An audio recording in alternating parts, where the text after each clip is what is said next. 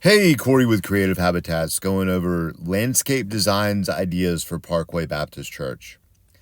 The first couple of photos I'm going to show you are photos that I pulled off of Pinterest. Now, I'm not saying let's duplicate these photos, but I am going to point out to you the essence of these photos and why they appeal in a commercial circumstance. A lot of the study that I have done has been in Birmingham, Alabama, Atlanta, Georgia, Jacksonville, Florida, Orlando, Florida, places where they have very, very large budgets to do absolutely amazing landscapes. And I see a trend in those landscapes where they're doing large swaths of plants that have differing forms and texture, but it is appealing to the eye in about a 5-second interval. It is very important that when you're doing a commercial landscape, that landscape can be appreciated in about 5 seconds, because that's the amount of time as you drive by you have to take in the details of that landscape.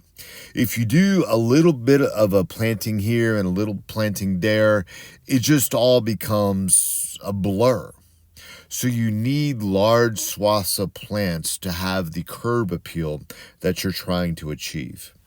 So in this photo, we have a grouping of plants, another grouping of plants, and another.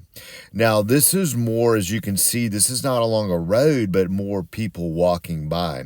So this is ideal for the observer that's walking by, but not necessarily the observer that's driving by.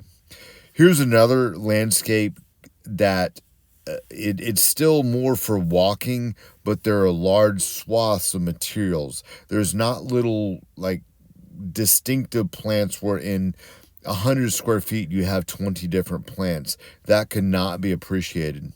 And this, again, this is a landscape where you would drive through here, but what I want to draw your attention to is the way that your eye moves through these hedges of boxwoods. So on this particular design, I have large groups of plants. I have a hedge that moves the eye through this landscape. Again, another grouping of hedge. So there's color and there's color.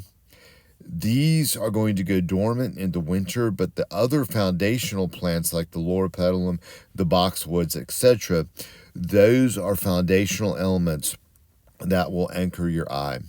So this is just another perspective of a similar thing. Seen from overhead, I did change around this design a little bit compared to what you saw earlier, but still very similar theme. This is a grouping of azaleas. We have groupings of daylilies, verbena, and loropetalum. And then in this photo, I have all of those labeled for you to be able to take a look at. So that's the essence of what I'm looking at creating in the front entry of your church. Now, the question of maintenance comes up. When you prune shrubs individually, you make the amount of maintenance necessary to keep those pruned individually go up by about 70%. In other words, if you, each one of these dots right here, if they're individual bushes, you'll spend all day long pruning those. But if you let them grow together as a hedge, you simply walk along and prune them, and then you walk through this and you prune it. You will make your maintenance go down significantly by not pruning bushes into tiny leaf balls. Any more progressive landscape that you're going to see in Atlanta or Birmingham, that is how they're going to prune it. And we're still trying to catch on to that here in the Auburn Opelika area. But in places where $1 million landscape budget is not a big deal, they've been pruning it like that for the last 30 years. Here's another part of the landscape design right there. This is an overhead view of that same thing. Let's move on to out front. So this is Dean Road right here. As you pull up to the stop sign, let's talk about what you could be seeing right there. So this is my concept for that area. I've done a certain amount of repetition from the other landscape in the front entry.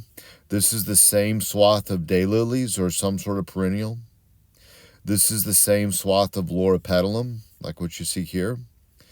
This in the background is Vitex. That's these guys right here.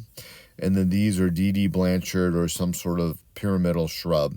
And then underneath we have the same underplanting of Encore azaleas through there. But the purpose of this is to really grab your attention as you're driving by. And there's the same thing all labeled.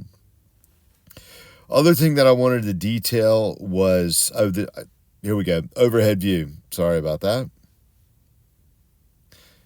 Azaleas, loropetalum, daylilies right there.